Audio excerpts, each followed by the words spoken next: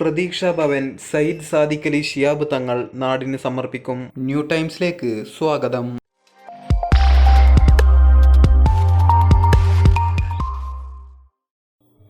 മൂന്നിയൂർ ആലിൻചുവട്ടിൽ പ്രതീക്ഷ pain and palliative സൊസൈറ്റിക്കായി നിർമ്മിച്ച പ്രതീക്ഷാ Bhavan March 2-ന് 3 മണിക്ക് മുസ്ലിം സംസ്ഥാന പ്രസിഡന്റ് സയ്യിദ് സാദിഖ് അലി ശിഹാബ് തങ്ങൾ നാടിന് സമർപ്പിക്കും.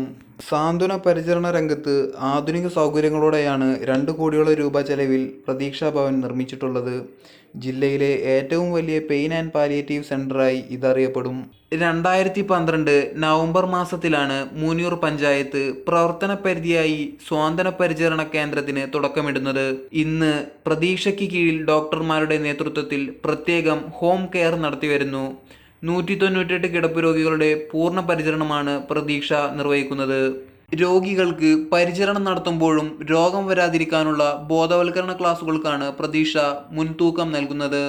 വിദ്യാർത്ഥികളിലും വനിതകളിലും ഇതിനായി പ്രത്യേക വിങ്ങുകൾ രൂപീകരിച്ചിട്ടുണ്ട്.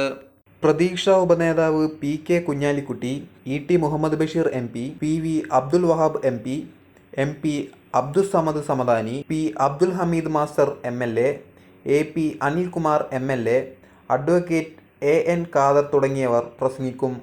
മലപ്പുറം ജില്ലാ collector VR Vinod IAS palliative ജീവനക്കാർക്കുള്ള ആദരം സമ്മാനിക്കും.